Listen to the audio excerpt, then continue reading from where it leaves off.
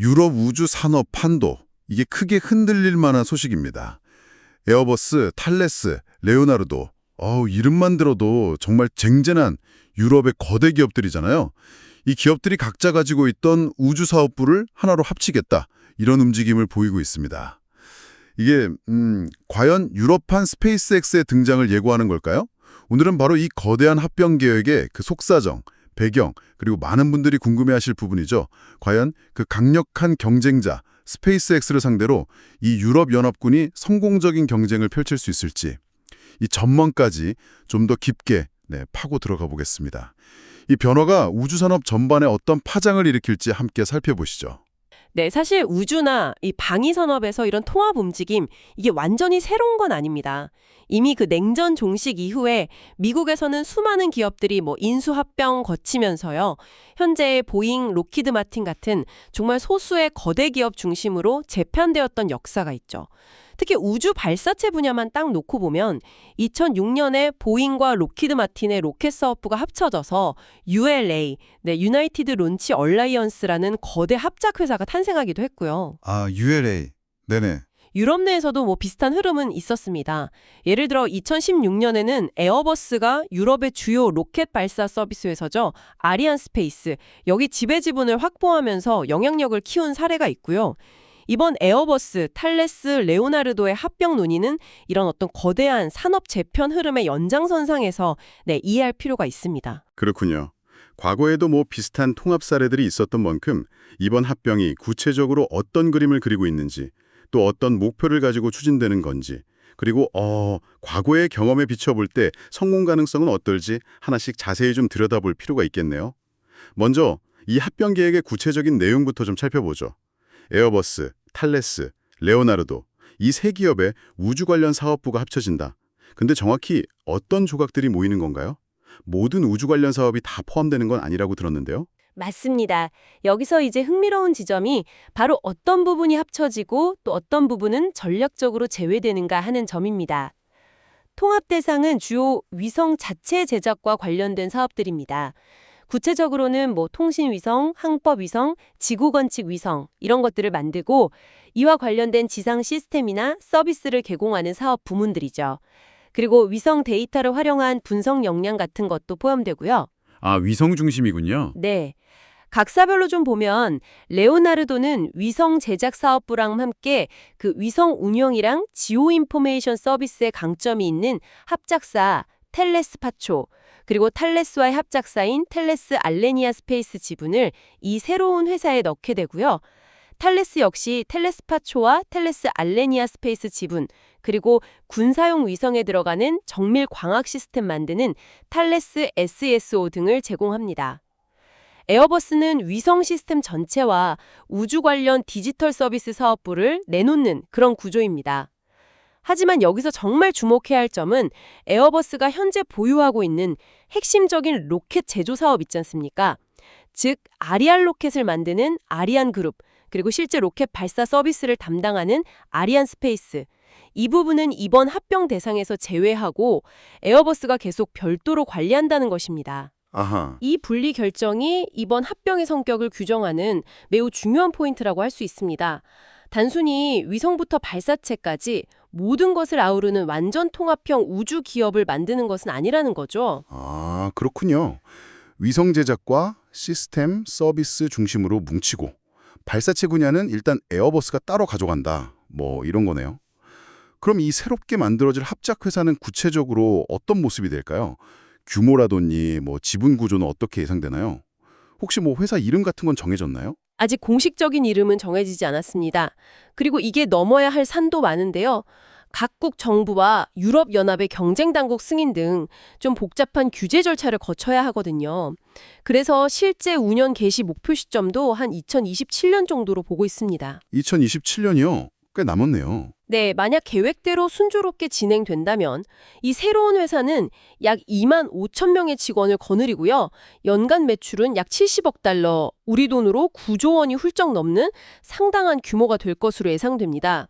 이미 확보된 수주 잔고만 해도 210억 달러, 약 28조 원에 달한다고 하니까 시작부터 꽤 덩치가 큰 플레이어가 등장하는 셈이죠. 와, 28조 원. 엄청나네요. 지분 구조를 보면 에어버스가 35%로 가장 많은 지분을 갖게 되고요. 이탈리아의 레오나르도와 프랑스의 탈레스가 각각 32.5%씩 나눠 갖는 형태입니다. 여기서 중요한 점은 에어버스가 최대 주주이긴 하지만 과반을 넘지 못하고 어느 한 모회사가 단독으로 경영권을 행사하기는 좀 어려운 구조라는 겁니다. 즉, 세 모회사가 긴밀히 협력하면서 공동으로 운영하는 형태가 될 가능성이 높습니다. 이렇게 거대한 규모, 또 복잡해 보이는 공동 운영 구조를 만드는 데는 분명한 이유가 있겠죠. 공식적으로 내세우는 목표는 역시 그 시너지 창출과 규모의 경제를 통한 경쟁력 강화, 뭐 이런 걸 텐데요. 구체적으로 어떤 효과들을 기대하고 있는 건가요? 네, 명분은 그렇습니다. 일단 비용 절감 효과, 즉 시너지를 기대하고 있습니다.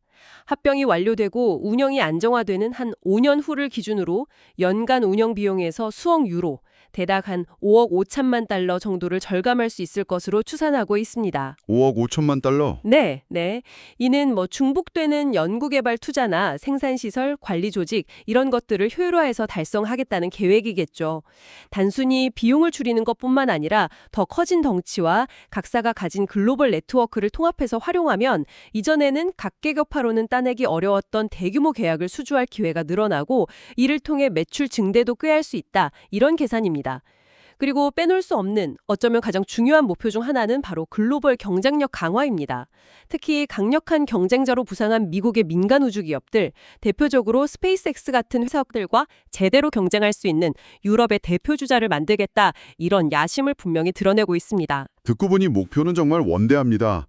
그런데 여기서 한 가지 정말 흥미로우면서도 좀 우려되는 지점이 바로 수익성 문제입니다. 이게 목표 달성에 발목을 잡을 수도 있는 부분인데요. 현재 각사의 관련 사업부 재정 상황을 보면 마냥 장밋빛 미래만 그리기에는 좀 불투명해 보인다는 지적이 있어요. 에어버스의 해당 사업부는 작년에 손실을 기록했고 레오나르도의 우주 사업부 역시 수익률이 상당히 낮았다고 하죠. 과연 합병만으로 이 문제가 해결될 수 있을까요? 네, 바로 그 점이 이번 합병의 성공 가능성을 가늠하는 데 있어서 매우 중요한 변수입니다. 냉정하게 최근 실적을 기준으로 분석해보면요. 이들이 목표로 제시한 연간 5억 5천만 달러의 비용 절감 효과, 이걸 100% 달성한다고 가정하더라도 합쳐진 회사가 여전히 적자를 면치 못하거나 아주 낮은 수준의 수익성에 머무를 수도 있다. 이런 분석까지 나오고 있습니다. 아, 그래도요? 네. 단순히 조직을 합친다고 해서 고질적인 문제들이 저절로 해결되지는 않는다는 거죠. 어쩌면 각 사업부가 안고 있던 어떤 비효율적인 구조나 높은 고정비용 문제 혹은 특정 시장에서의 경쟁 심화 같은 더 근본적인 문제가 있을 수 있다, 이런 의문을 제기하게 만듭니다. 게다가 이 새로운 유럽 합작회사가 앞으로 경쟁해야 할 산대들은 정말 만만치가 않습니다. 미국의 대표적인 방산 우주기업인 노스록 그루먼이나 로키드 마틴 같은 회사들은 이 합작회사보다 매출 규모가 거의 2배에 달하면서도 훨씬 높은 수익성을 기록하고 있거든요. 그러니까 단순히 덩치를 키우는 것만으로는 이런 강력한 경쟁자들과의 싸움에서 우위를 점하기 어렵다. 이런 현실적인 어려움이 분명히 존재합니다. 그렇군요. 내부적인 수익성 개선 과제도 만만치 않은데 외부 경쟁 환경은 더 치열하다, 이런 말씀이시네요. 아까 우주 산업의 거대 기업들이 합병한 사례가 과거에도 있었다고 하셨는데 특히 미국의 ULA 사례가 떠오릅니다. 보잉과 로키드 마틴, 그 당시 미국 로켓 시장을 양분하던 두 거인이 손을 잡았던 사건이었죠. 그 ULA 사례에서 이번 유럽 합병이 좀 참고할 만한 교훈 같은 것이 있을까요? 정확합니다. ULA 럭사는 이번 유럽 합병을 바라보는 데 있어 중요한 시사점, 어쩌면 좀 경고의 메시지를 던져준다고 할 수 있습니다. ULA는 2006년 출범 당시에 미국 내 유일한 대형 우주 발사체 공급업체가 되면서 사실상 독점적인 지위를 누렸습니다. 국내 경쟁자가 사라진 덕분에 미 정부의 안보 관련 위성 발사 계약 등을 안정적으로 수주하면서 상당한 이익을 거뒀죠. 네, 그랬죠. 하지만 바로 그 점, 즉 치열한 내부 경쟁 압력이 사라진 것이 결과적으로 ULA의 발목을 잡았다. 이런 분석이 지배적입니다. 현실에 안주하면서 혁신 속도가 더뎌지고 비용 절감 노력도 부족해졌다. 이런 비판을 받게 된 겁니다. 뭐랄까 마치 온실 속 화초처럼 되어버린 거죠. 듣고 보니 그렇네요. 그래서 스페이스X가 그 재사용 로켓이라는 혁신적인 기술하고 훨씬 저렴한 발사 비용을 무기로 시장에 등장했을 때 ULA가 변화에 좀 둔감하게 반응하고 효과적으로 대응하지 못하면서 결국 시장 점유율을 크게 잠식당하고 어려움을 겪었던 거군요. 그렇다면 이번 유럽 합병도 비슷한 길을 걷게 될 위험은 없을까요?